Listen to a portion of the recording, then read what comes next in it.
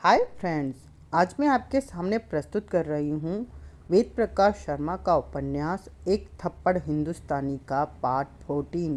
Please like share subscribe my channel. तो गद्दारी चाहे जितनी बुरी चीज़ हो, गुलफाम करने को तैयार है। मास्टर आए थे मेरे पास, किसी ऐसे आदमी का पता पूछ रहे थे जिसका तकिया कलाम क्या नाम है जी हो। जैसे ही मुझे पता लगा वे उसका पता क्यों पूछ रहे हैं, जुबान पर आ चुके नाम पते को बाहर निकालने की जगह पी गया। पहली बार झूठ बोला मास्टर से, कह दिया मैं ऐसे किसी शख्स को नहीं जानता।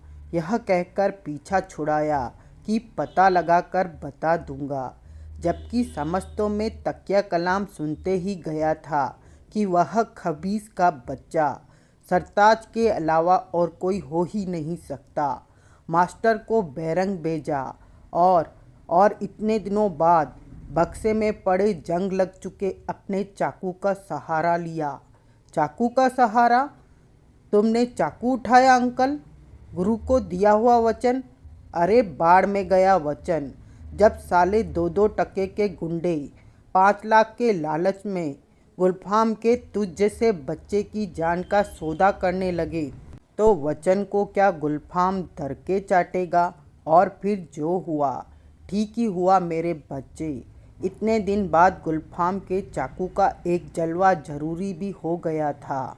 नई नस्ल के गुंडे बूढ़ा समझने लगे थे तेरे अंकल को। एक की झटके में सब सालों को पता लग गया कि गुलफाम के चाकू को यूं ही नहीं पूजा जाता था। पर आपने किया क्या? क्या करता? सबक सिखाया है सरताज को। उसकी हिम्मत कैसे पड़ी मेरे बच्चे की जान का सौदा करने की? क्या आपने उससे यह भी मालूम किया वह पासपोर्ट लेकर हेवेंस में क्यों नहीं पहुंचा था? सब मालूम कर लिया है हरामजादे से। एक बार जब मेरे चाकू के नीचे आ गया तो ऐसा हो किसे सकता था कि वह कुछ छुपा सकता? कहता है पासपोर्ट देने वह होटल पहुंचा था, कहीं अखबार में पढ़ा तुझ पर 5 लाख रुपए इनाम है। बस लालच आ गया खबीस को। फैसला किया पासपोर्ट लौटाकर क्या मिलेगा, मैं इसे पकड़वा ही क्यों न दूं। कहता है जब हेवेंस में विकास ने पूछा सरताज कौन है, तब वह वहीं पर था, मगर बोला नहीं, सामने नहीं आया। खोपड़ी में बदनीयती जो आ चुकी थी। तेरे बाद वहाँ से निकला, तेरे मोबाइल पर फ़ोन किया। दूसरी तरफ से शांता बोल रही थी। उसने कहा आज वह होटल नहीं पहुँच सका, पासपोर्ट में कुछ कमी रह गई थी, कल पूरा करके दे दूंगा। ऐसा उसने इसलिए किया था ताकि पासपोर्ट के लालच में तू सराय में ही बना रहे और वह 5 लाख लेकर पुलिस को सराय का पता बता दे। इसलिए उसने दूसरा फ़ोन मास्टर के मोबाइल पर किया। 5 लाख के बदले मैं तेरा पता बताने का सौदा करना चाहा, मगर मास्टर ने कहा इसका क्या सबूत है कि तुम्हें विकास का पता मालूम है। तब उसने तेरे नए हुलिये का फ़ोटो उस पीसीओ पर छोड़ दिया जहां से मास्टर के मोबाइल पर फ़ोन किया था। मास्टर वह फ़ोटो लेकर मेरे पास आ गए और उसके बाद का सब कुछ मैं तुझे बता ही चुका हूँ। मगर यह नहीं समझ पा रहा कि पुलिस सराय तक कैसे पहुँच गई। आप क्या विजय गुरु के जाते ही सरताज के पास पहुँच गए थे? हाँ, उधर मास्टर निकले, इधर मैंने अपना चाकू। बस गुलफाम अंकल, यहीं चूक हो गई आपसे। उसी वजह से पुलिस सराय में पहुंची। मेरे कारण तुम्हें पुलिस ने घेरा? माँ मुझसे चूक हुई? कब? कहाँ? मेरा ख्याल है विजय गुरु ने आप पर बिल्कुल यकीन नहीं किया होगा, खास तौर पर उस अवस्था में। हरगिज नहीं, जब आप यह स्पष्ट कर चुके थे कि इस मसले पर आप मुझे ठीक मानते हैं। वे तुरंत समझ गए होंगे कि आप उसे जानते हैं जिसका तकिया कलाम क्या नाम है जी है, और उन्हें टरका रहे हैं। मुझे पक्का विश्वास है उन्होंने केवल आपको झांसा दिया है कि वे चले गए हैं, जबकि होंगे आपके आस ही पास, आपके पीछे पीछे। वे भी सरताज तक पहुँचे। जो कुछ सरताज ने आपके सवालों के जवाब में बताया वह उन्होंने भी सुना और इस डर से तुरंत अपनी जानकारी डैडी को सप्लाई की कि कहीं आप किसी माध्यम से मुझसे कांटेक्ट न कर लें और कहीं ऐसा न हो जाए कि उनके सराय पहुंचने से पहले मैं वहां से निकल लूं। उनकी सोच गलत भी नहीं थी। यदि आप मुझे समय रहते यह सब बता देते तो मैं पुलिस को वहां नहीं मिलता। की थी मेरे बच्चे, मैंने उस मोबाइल पर फ़ोन मिलाने की कोशिश की थी जिसका नंबर सरताज के पास था, परंतु कांटेक्ट नहीं हो सका। शायद उस वक्त वह ऑफ था। मगर मगर अगर वास्तव में पुलिस तुझ तक मेरी वजह से पहुंची तो मुझे बेहद अफसोस है। मैं तो सोच भी नहीं सकता था कि मास्टर मुझसे इस किस्म की चालबाजी कर सकते हैं। मैं तो जब फ़ोन न मिलने पर सराय पहुंचा तो सब कुछ हो चुका था। पता लगा, कम से कम यहाँ तो तुम पुलिस के हाथ नहीं लग सके। बाद में टीवी से पता लगा तुम एक बार फिर पुलिस को चकमा देकर फरार हो गए हो। सुनकर बड़ी खुशी हुई। मकसद पूरा किए बगैर किसी के हाथ नहीं आना। मेरे बच्चे, सराय में आपको कौन मिला? मालकिन मिली थी वहाँ की। बड़ा अजीब सा नाम था, शायद शांता। क्या औरत है पट्टी। तेरा नाम सुनते ही वह तो शेरनी बन गई। झपट पड़ी मुझ पर, कहने लगी, मुझे क्या पता कौन विकास, कैसा विकास। मैं तो तंग आ गई हूँ जवाब देते देते। जब से वह वारदात हुई है कभी कोई आता है कभी कोई, जिसे देखो विकास को ही पूछता फिर रहा है। अरे भाई, सराय है ये, कोई भी आकर ठहर सकता है। भला मुझे क्या मालूम कि ठहरने वाले ने अपने चेहरे पर मेकअप कर रखा है, और फिर मैं ध्यान भी क्यों दूं इस बात पर। मेरा काम है आने वाले को ठहराना, जाते वक्त जो दे उसे सिर माथे पर लगाना। मुझे क्या मालूम उसका आगे का क्या प्लान था। मुझे तो कुछ देकर भी नहीं गया वह, देता भी कैसे। जान बचाकर भागा है बेचारा। क्या उसने बताया आपसे पहले उससे कौन कौन मिला था? सच बात तो ये है कि उसने मेरे एक भी सवाल का जवाब नहीं दिया।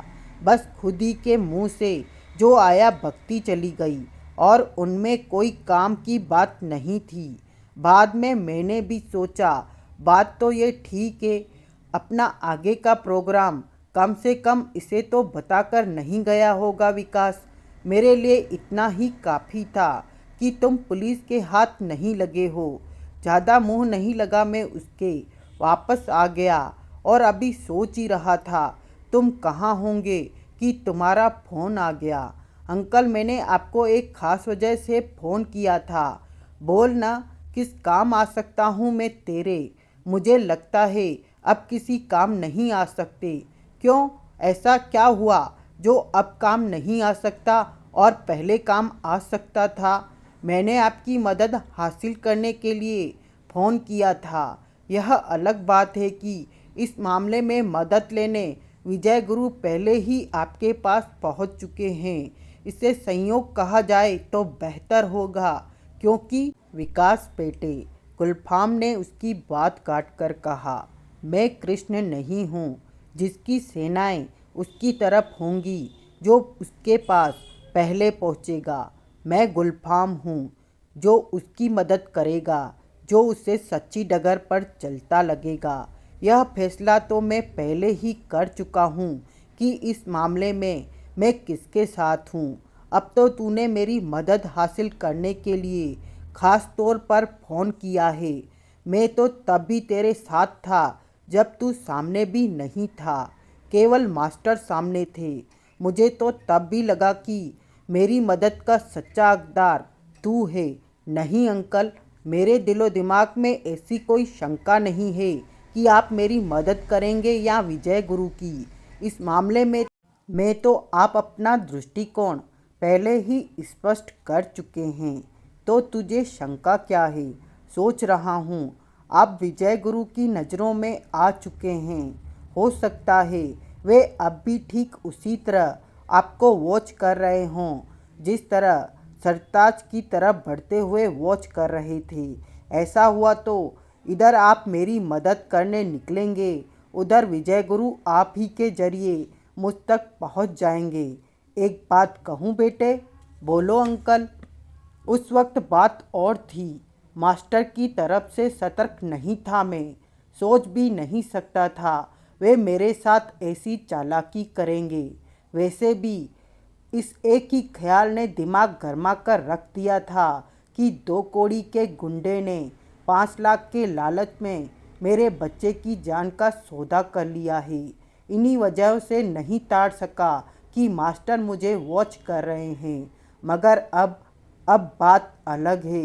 न तो मैं भावुकता के ही किसी जाल में फंसा हूँ, न ही लापरवाह हूँ। जब जानता हूँ वे मुझे वॉच कर रहे हो सकते हैं तो किसी और रास्ते से भले ही तुझ तक पहुँच जाएं, मेरे माध्यम से नहीं पहुँच सकते। गुलफाम अंकल, आप अभी विजय गुरु को जानते नहीं हैं। अच्छा? गुलफाम अजीब ढंग से हंसा।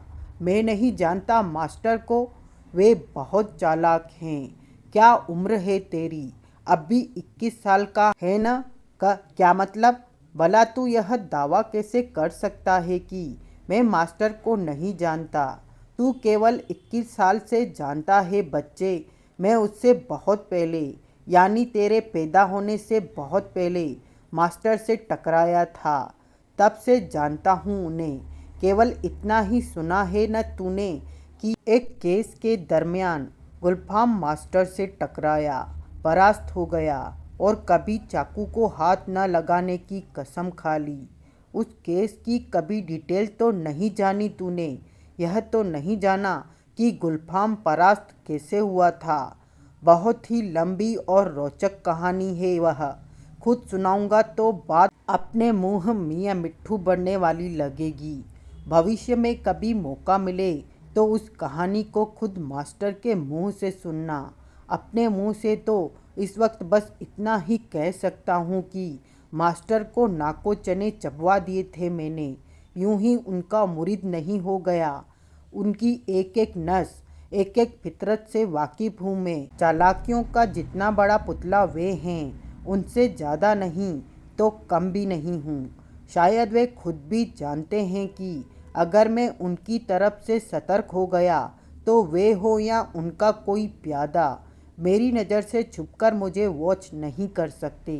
इतना भरोसा है खुद पर, इससे भी कहीं ज़्यादा। आजमाकर तो देख बेटे। मानसिंह का नाम सुना है? मानसिंह, वह जिसने सलीम को वचन दिया था अकबर को अनारकली तक नहीं पहुंचने देगा। वह मरता मर गया, मगर अनारकली को अकबर के पंजे में नहीं फंसने दिया। अपने लिए मानसी ही समझ तू मुझे।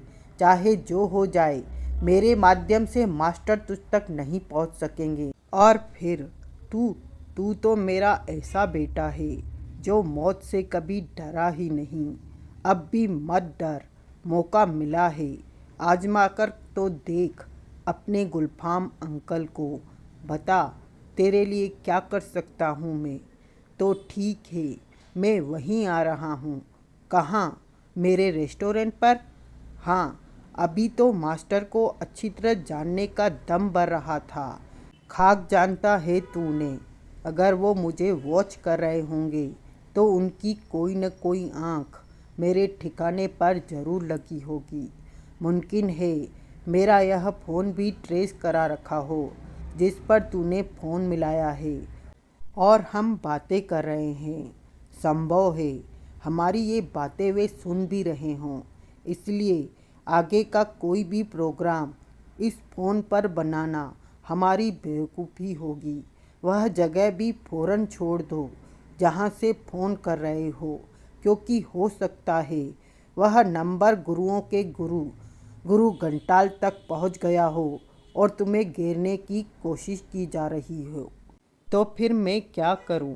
बातों के जाल में उलझकर एक महत्वपूर्ण बात बताना भूल गया था, गुलफाम ने कहा। शांता से मैं वह मोबाइल फ़ोन छीन लाया था जो कब्जे में उसके था, मगर था तुम्हारा, क्योंकि उसे खरीदने के लिए पैसे तुमने खर्च किए थे। वह नंबर मिलाना, उसे मेरा रट्टू नामक चेला रिसीव करेगा। उसे अपना पता बता देना, मैं मास्टर को चकमा देकर तुम्हें लेने पहुंच जाऊंगा। वह ट्रेस नहीं हो सकता क्योंकि मास्टर पर उसका नंबर नहीं है। Okay and very good uncle, अब मुझे यकीन हो गया। किसी ज़माने में आपने विजय गुरु को ज़रूर छका दिया होगा। कहने के बाद जवाब की प्रतीक्षा किए बगैर दूसरी तरफ से रिसीवर रख दिया गया। विकास इस वक्त एक पहाड़ी गांव में था, ऐसे गांव में जहां अभी तक शहरी हवाएं नहीं पहुंच सकी थी। काबिज की तो बात ही दूर, किसी घर में टीवी तक नहीं था। अखबार भी कई दिन बाद पहुंचता था, उसे भी बहुत कम लोग पढ़ते थे क्योंकि पढ़े लिखों की संख्या भी कम थी। अखबार खुद चौपाल पर आकर रखा जाता था, जिसे पढ़ना होता वही जाकर पढ़ लेता। यह सारी बातें सुनने के बाद ही विकास ने गांव में कदम रखा था। गांव दो पहाड़ों के बीच एक पथरीले नाले के किनारे बसा था।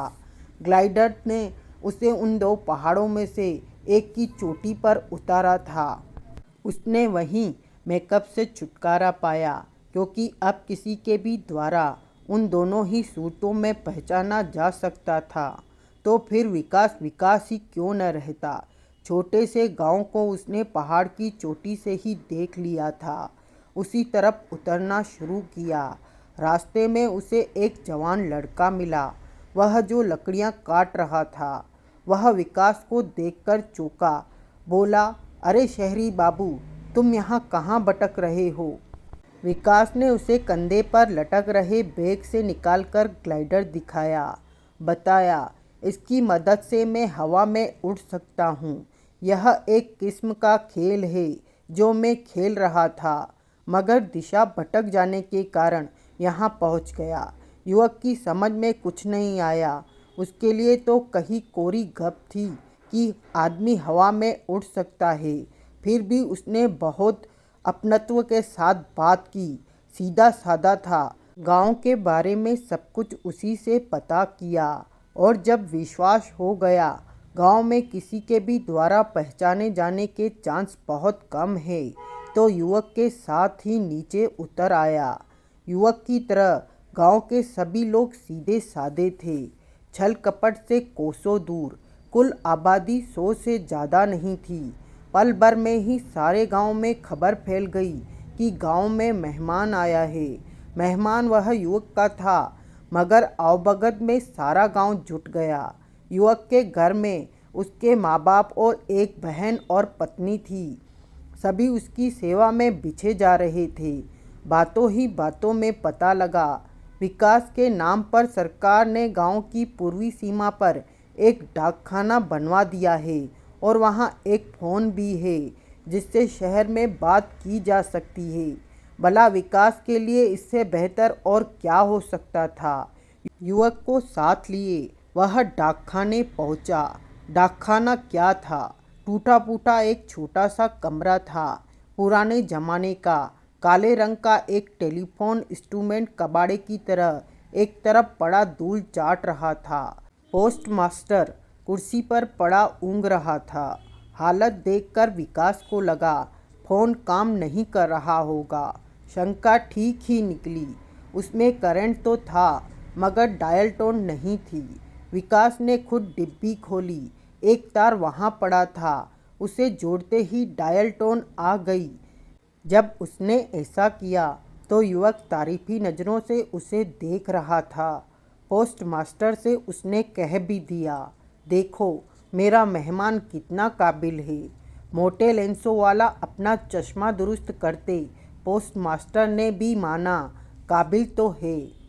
विकास ने पहला फ़ोन गुलफाम को मिलाया, उससे बात की। दूसरा फ़ोन मोबाइल पर मिलाया।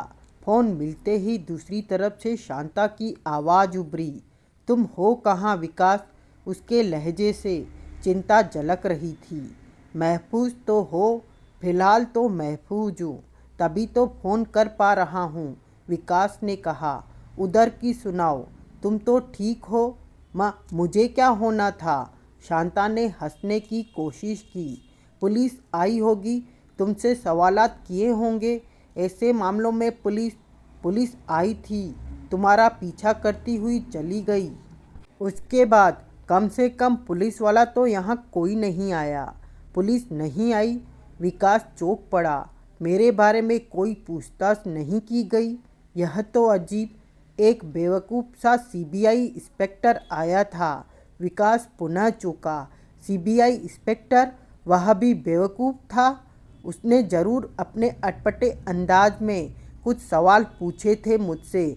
मैंने उसे संतुष्ट करके वापस भेज दिया। संतुष्ट करने से मतलब?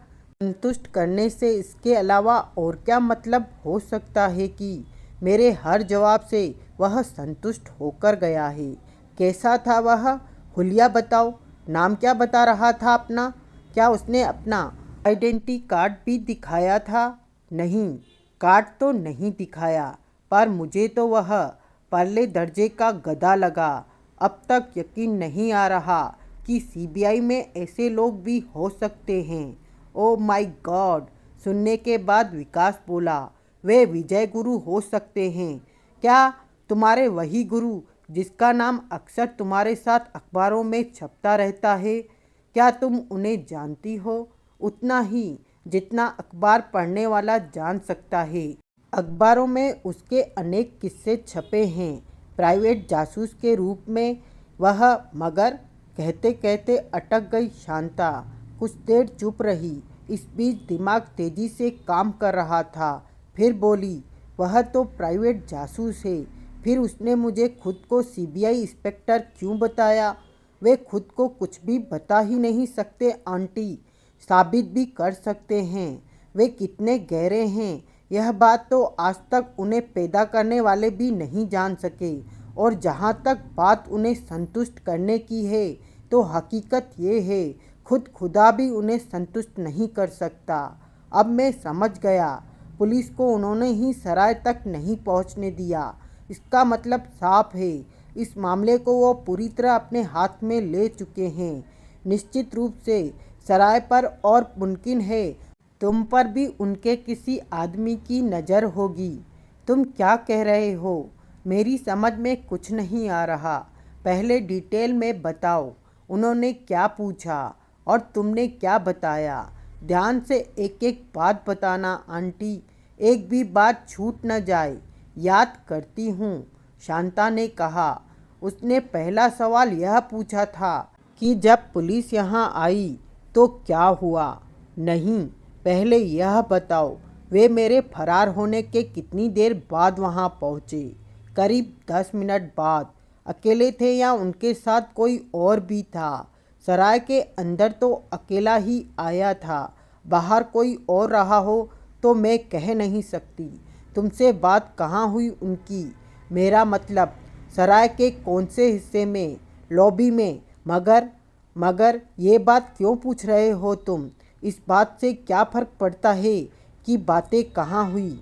पड़ता है आंटी, बहुत फ़र्क पड़ता है। फिलहाल तुम इन बातों को नहीं समझोगी। मैं जो पूछ रहा हूँ, बस सीधे सीधे उसका जवाब देती चली जाओ। जिस वक्त वे आए थे और तुमसे बात कर रहे थे, उस वक्त वहाँ का माहौल क्या था? सराय के अंदर का भी और बाहर का भी। बाहर तो हंगामा मचा हुआ था, लोगों की भीड़ इकट्ठा हो गई थी। तुम्हारी गोलियों से जख्मी हुए पुलिस वाले बेहोश हो चुके थे। लोग उन्हें नज़दीक के अस्पताल पहुंचाने के लिए भागदौड़ कर रहे थे। अब बताओ, तुमने उनके पहले सवाल का क्या जवाब दिया?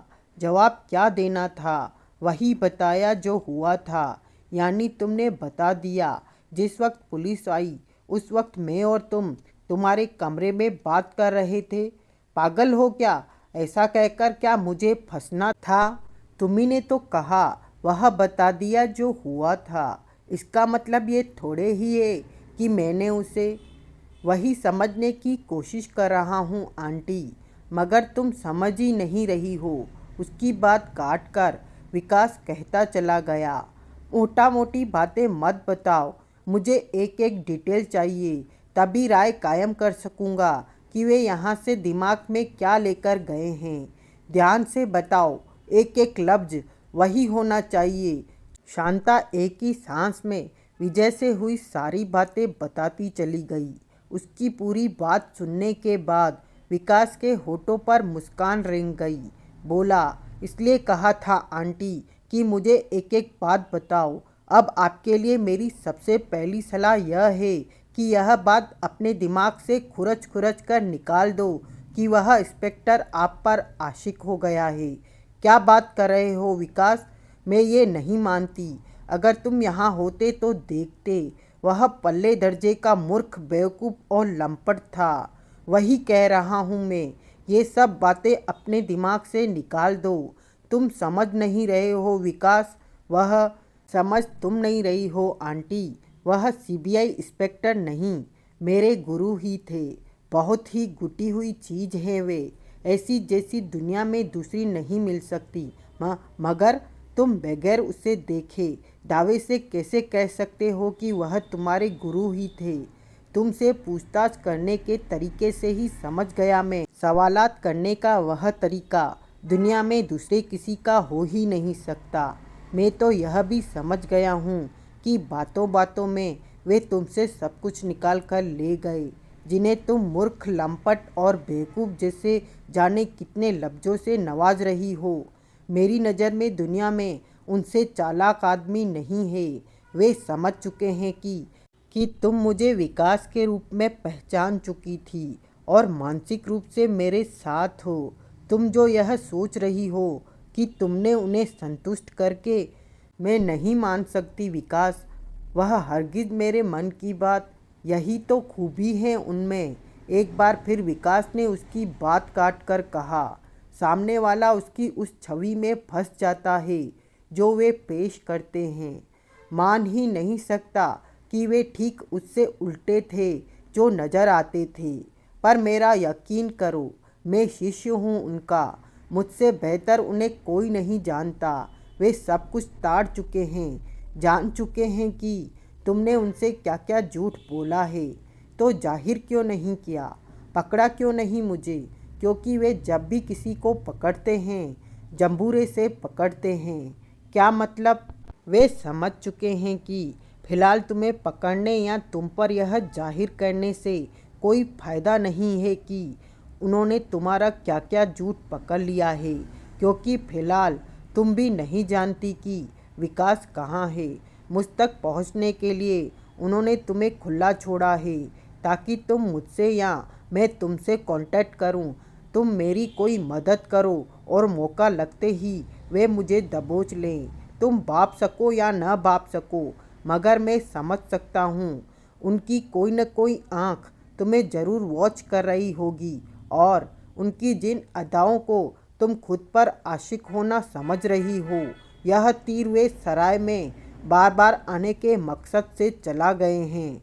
तुम समझती रहोगी कि तुम्हारा बेवकूफ़ आशिक आशिकी के चक्कर में चक्कर काट रहा है, जबकि वे यह ताड़ने के चक्कर में रहे होंगे कि मैंने तुमसे कांटेक्ट किया है या नहीं, और अगर किया है तो मैं कहाँ हूँ।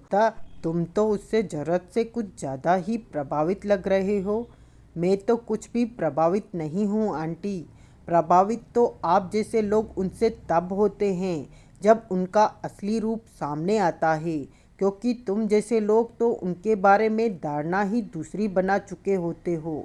इसी से उनकी कारीगरी समझ जाओ कि मेरे बार बार कहने के बावजूद तुम्हें यकीन नहीं आ रहा है कि वे बेवकूफ़, गधे, मूर्ख, लंपट या आशिक नहीं, बल्कि इस दौर के सबसे बड़े जासूस हैं।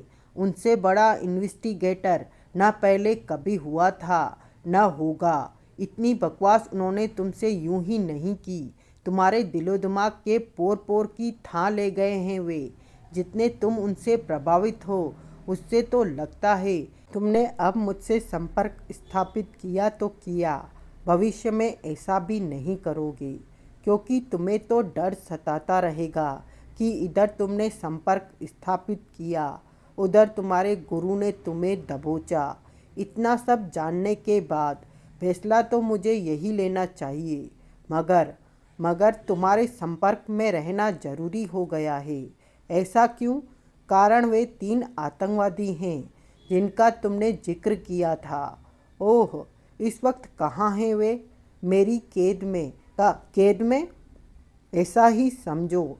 मैंने उन्हें सराय के तहखाने में पहुंचा दिया है, जहां से मेरी मर्जी के बगैर नहीं निकल सकते। क्या सराय में कोई तहखाना भी था? था नहीं जनाब, है। ऐसा तहखाना है जिस तक तब तक कोई नहीं पहुंच सकता जब तक मैं न पहुंचा दूं। और वे तीनों इस वक्त उसी में हैं। मगर कैसे? उन्हें कैद कैसे कर लिया तुमने? ठहरा तो दिया है तुमने अपने गुरु को, इस संसार का सबसे होशियार शख्स, और मुझे उनके जाल में फंसी नासमझ चिड़िया। मगर जब सनवर, लियाकत और असगर की कहानी सुनोगे तो तुम्हें मानना पड़ेगा दिमाग मुझ में भी है। ये क्या तुमने उन तीनों के नाम लिए हैं? हाँ, मुझे बताओ, तुमने उन्हें किस तरह कैद किया? ऐसे कैद हैं पट्टे कि उन्हें पता ही नहीं कि वे कैदी हैं। कहने के साथ शांता ने बोलना शुरू किया तो तब तक रुकी ही नहीं जब तक सारी बात न बता चुकी। विकास ने भी उसे बीच में नहीं टोका, और यह सच्चाई है। पूरी बात सुनने के बाद विकास को लगा कम शांता भी नहीं है। यह अलग बात है। विजय के जासे में आ गई। उनके जासे में तो अच्छे अच्छे आ जाते हैं। बेचारी शांता की क्या बिसात थी। उसके चुप होने पर विकास बोला, very good aunty, very good. निसंदेह तुमने बेहतरीन काम किया है। मैं यही सोचकर डर रहा था कि कहीं वे घबराकर वहाँ से निकल न जाएं। परंतु परंतु क्या मैं जान सकता हूँ यह काम तुमने किया क्यों है? क्यों से मतलब क्या करोगी उनका? क्या सोचकर कैद किया है? अजीब बात कर रहे हो विकास। भला मुझे उनका क्या करना है? तुम्हारे ही लिए तो कैद किए हैं, यह सोचकर कि वे देश के दुश्मन हैं और देश का हर दुश्मन तुम्हारा शिकार होता है। अगर तुम्हारी उनमें कोई दिलचस्पी नहीं है तो कोई बात नहीं। मेरी दिलचस्पी उनमें जाग चुकी है। बता ही चुके हो तुम्हारे गुरु क्या चीज़ हैं। आशिकी के बहाने अब जब वे दोबारा यहाँ आएंगे तो उन्हें उन्हीं के हवाले कर दूंगी, एक सच्ची हिंदुस्तानी होने के नाते। और मैं कर भी क्या सकती हूँ, क्योंकि मैं जान चुकी हूँ कि उनके इरादे कितने भयानक हैं। क्या इरादे हैं उनके? वे किसी प्लेन को हाईजैक करके पाकिस्तान ले जाना चाहते हैं। ओह, विकास के मस्तिष्क में विस्फोट सा हुआ। तुमने कैसे जाना? छुपकर उनके बीच में होने वाली बातें सुनी है। मगर यकीन मानो विकास, तुम मदद करो या न करो, मगर मैं उन्हें उनके इस या उस किसी भी खतरनाक इरादे में कामयाब नहीं होने दूंगी। पहले तो खुद ही कुत्तों की लाशें बिछा दूंगी, और ऐसा न कर सकी तो पुलिस को बुलाकर उन्हें पकड़वाना तो मेरे लिए चुटकियों का काम है। नहीं आंटी, तुम ऐसा कुछ नहीं करोगी। तुम अपने गुरु के डर से यहाँ आओगे नहीं। और ऐसा किसने कहा तुमसे कि मैं वहाँ नहीं आऊँगा? तुम्हारे दिमाग पर बैठे तुम्हारे गुरु के आतंक ने कहा। इसमें कोई शक नहीं आंटी कि मेरे गुरु सचमुच मेरे गुरु ही हैं। उनसे पार पाने के बारे में सोचकर ही मेरी रूह कांपती है। मसला 3 आतंकवादियों का न होता तो सराय की तरफ पैर तक करके नहीं सोता मैं। दूर से ही कतरा कर निकल जाता। यह समझ में आ जाने के बाद कि सराय पर और आप पर गुरु की नज़र है, यकीनन उसके आसपास भी फटकना मौत के मुंह में कदम रखने के बराबर है। परंतु हालात अगर ये हैं तो ये ही सही। अब मेरे और विजय गुरु के बीच सीधी टक्कर होगी। वे निगरानी करते हैं तो करते रहे, रास्ते बनाने मुझे भी आते हैं। वे तीनों आतंकवादी मेरे और केवल मेरे शिकार है। कोई और उन्हें हाथ भी नहीं लगा सकता। सराय पर चाहे जितनी कड़ी नज़र हो विजय गुरु की, मगर मैं वहाँ आऊँगा और अपना काम करके निकल जाऊँगा। गुरु को पता तो लगे कि मैं भी उन्हीं का चेला हूँ। ये हुई न बात। शांता की आवाज़ उभरी। मैं अपने बेटे से कुछ ऐसे ही इरादों की उम्मीद रखती थी। अब आपको चंद छोटे छोटे काम करने हैं। मेरी खुशनसीबी, देश के किसी काम तो आ सकी यह जिंदगी। विजय गुरु सहित किसी को उनके वहाँ होने की भनक न लग जाए। नहीं लगेगी। मेरे आने से पहले वे वहाँ से निकल न पाएं। कयामत के बाद भी आओगे तो ये कुत्ते तुम्हें यहीं मिलेंगे। पहरे पर शांता जो है। इतनी देर नहीं होगी आंटी। अब जब मैंने फैसला कर ही लिया है तो जल्दी ही आऊँगा। चाहे जब आओ, मैं तुम्हारे स्वागत के लिए तैयार हूँ। अब मैं तुम्हें एक फ़ोन नंबर देता हूँ, उस पर फ़ोन करके रट्टू से बात करो। रट्टू, ये कोई नाम है क्या? नाम ही है। उसके माँ बाप ने नहीं रखा होगा तो कर्मों ने रख दिया होगा, क्योंकि माँ बाप तो किसी के ऐसे अटपटे नाम रखते नहीं। कहना क्या है उससे? आपको उसकी माशूका बनकर बात करनी है। क्या? शांता चिहुकी। विकास हंसा, बोला, सचमुच इश्क लड़ाने के लिए नहीं कह रहा हूँ, केवल माशूका बनकर बात करने के लिए कह रहा हूँ। फ़ोन चाहे जो उठाए, तुम्हें कहना है रट्टू से बात करा दो। जब रट्टू लाइन पर आएगा तो वह भी शायद तुमसे ऐसे ही अंदाज में बातें करेगा जैसे तुम उसकी लवर हो, और तुम लोगों की अक्सर फ़ोन पर बातें होती रहती है। चंद रोमांटिक बातों के बाद तुम लोग मिलने का प्रोग्राम बनाओगे और जगह सेट करोगे, और फिर मैं सेट हुई जगह पर उससे मिलने जाऊंगी। नहीं, इतना कष्ट नहीं उठाना है तुम्हें। तो फिर उन बातों का क्या फ़ायदा? ये चक्कर क्या है विकास? इस मिशन में तुम्हारी तरह मेरे दूसरे मददगार का नाम है गुलफाम। गुलफाम? इस नाम का शख्स तो यहाँ आया था, वह भी तुम्हारे बारे में पूछ रहा था। मुझे मालूम है, उनसे मेरी बात हो चुकी है, और मज़े की बात यह है विजय गुरु की निगाह में भी वे आ चुके हैं। इस तरह अगर यह कहा जाए तो गलत नहीं होगा कि इस बार मुझे जो करना है विजय गुरु की नाक के नीचे से करके निकल जाना है। यह बात कहने में जितनी आसान है, करने में उतनी ही मुश्किल।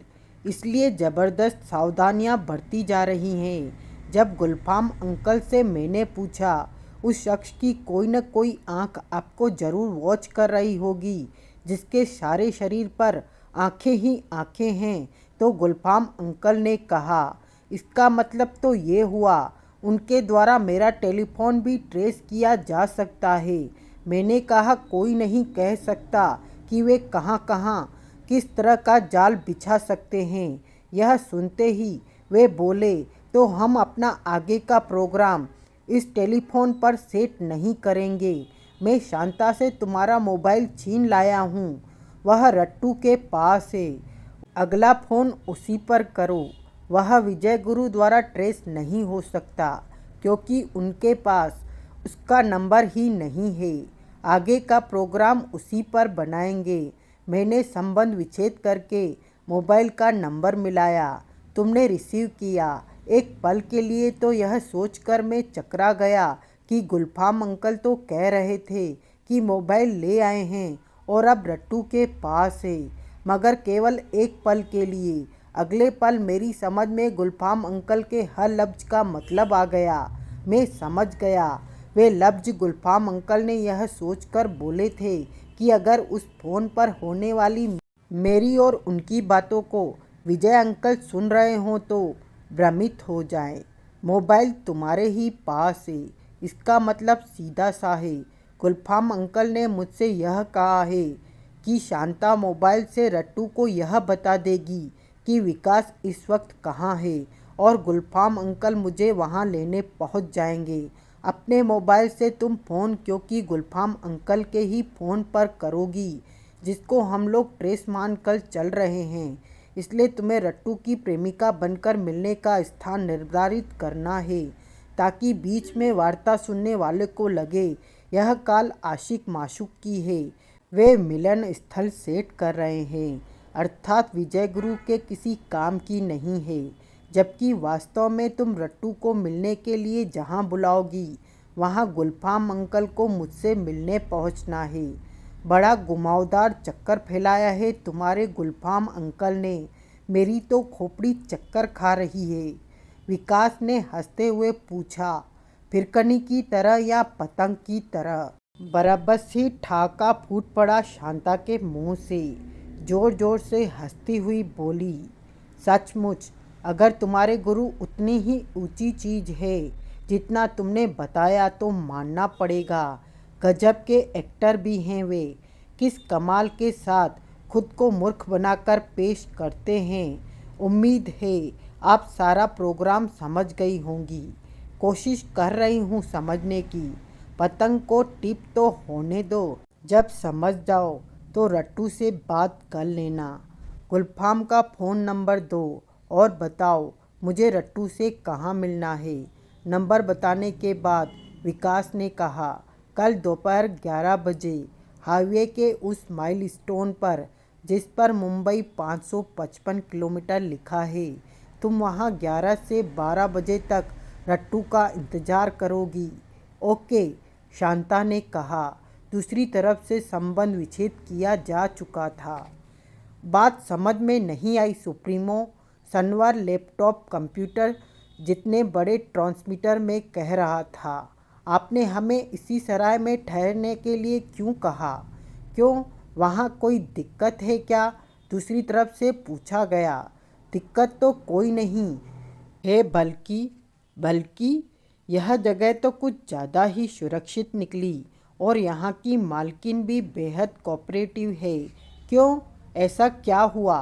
सनवर ने संक्षेप में सराय पर हुए पुलिस के हमले और उसके बाद शांता द्वारा किए गए कृत्य के बारे में बताने के बाद कहा, इस वक्त हम तीनों सराय के तहखाने में ही हैं और हमारे ख्याल से यह जगह बेहद महफूज है। कम से कम उस वक्त तक यहाँ कोई नहीं पहुँच सकता जब तक सराय की मालकिन ही किसी को लेकर यहाँ नहीं आ जाए। क्या अब भी नहीं समझे उस जगह का चुनाव तुम्हारे लिए क्यों किया गया था? ओह, इसका मतलब आप इस तहखाने के बारे में पहले से जानते थे?